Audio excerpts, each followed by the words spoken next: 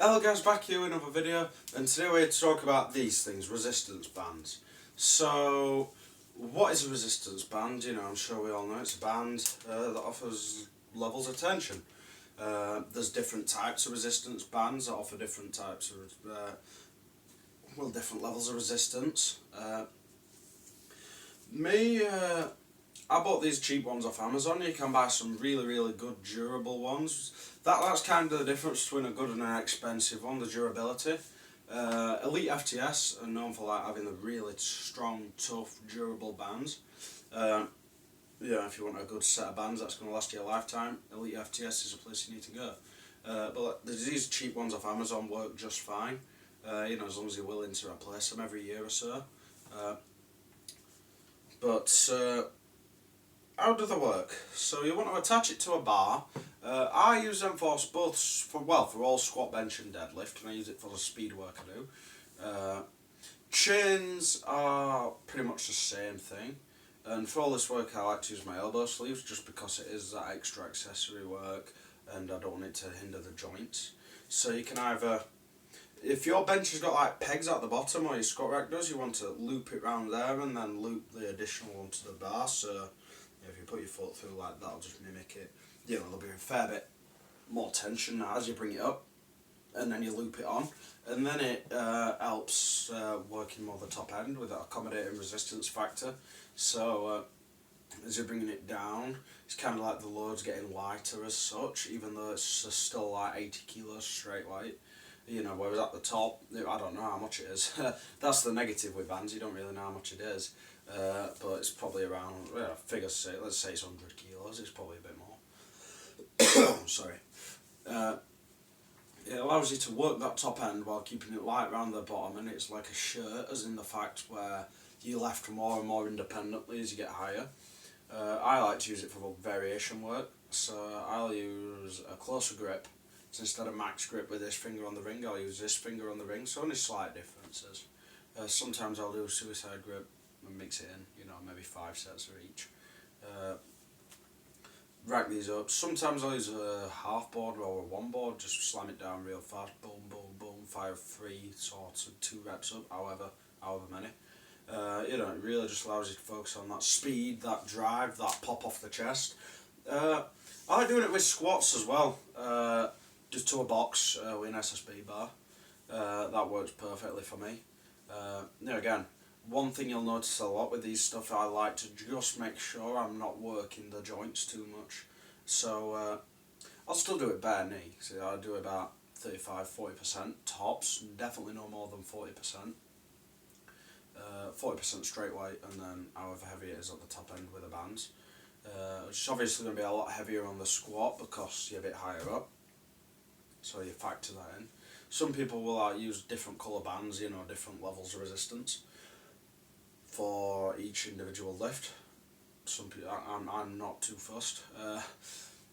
So at the top of the squat, instead of being 140 like the straight weight says, it could be 170, 30 kilos more, whereas the bench you might only be 20 kilos more. I don't really know. Whereas chains, you do have a bit of an idea because you know the weight of the chain and how heavy each link is. That's obviously a positive with chains. Jimmy Cobbs talks a lot about that with a big bench press. He says that's why he prefers his chains. He actually knows what weight he's lifting. Each to their own. Like I said, I doubt myself ever using it for like the main lift on each particular day. As for deadlifts, just like someone will have a peg each side of the bar, so you can like loop it around and then the weight's in the middle and up and down. Or you can do what I've done for a lot. I've done both. I've done probably this one more often than not, where you'll put the bar you'll put the band, so like the bar's through there, the bar's going through the other side, and you're stood on the middle, and then you're pulling and the resistance goes up like that. Each to their own. It does the same basically.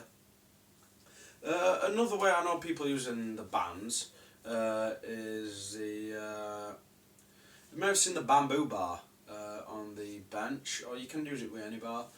So you'll normal bench as it is, you'll like feed a 5 kilo plate down here, so it's like in the band, and then you'll loop the band on the bar, and it makes it real shaky. You have to really focus on your lat tension. It's something I'm going to implement into my speed work soon. that and probably for Larson it. Yeah, you know, so that's the rep variation. You know, close grip, board, Larson, bamboo bar, speed work. You know, stuff like that. Really focus on trying to work on as many things as you can. Because we all have a time limit. There is only 24 hours in a day, and if you're wanting to be a competitive lifter, you shouldn't be awake more than 15 of them. You've got to work 8 of them. So right, we're already down to 7. You know, yeah.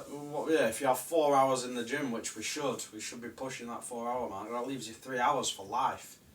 You know, you've got to travel to the gym, you've got to travel to work. There's not much time in a day, so you know, that time does have to come from somewhere, and a lot of time that has to be at gym. So that 4 hour session might only be a 2.5. So you've really got to try and work on as many things as you possibly can at once. Which is why I'm a big fan of putting a Larson on, you know, feet up, closer grip, get that band tension on, get some weight shaking to work on your lats, work on your top end with your boards, everything you possibly can. As much so you're not having to jeopardise the heavy lift of the day, and you can still get in as much work on the surrounding body parts and weak points as you possibly can. That about does it for today. Hopefully I've done it justice. I recommend getting these. They're coming in a pack of 5 off Amazon. You obviously need to get 2 packs of 5. You know, you got a yellow one which is like the weakest, the red one which is the second weakest, the middle ground's a black, the purple's very tough, and the green is like, good God, that's crazy. You know, I don't use the green or the purple.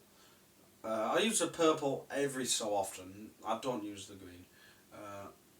Purple, well, I've used it probably 5 times since I got this like mid last year. Black every so often. Red all the time. Yellow, not really. It's not enough resistance. But that about does it. Like I said, hopefully I've done this justice. I massively recommend it. They're worth at least £40 for the full set. They are 2 full sets. Definitely worth paying that. Thank you for joining me, and until next week, keep lifting that big weight.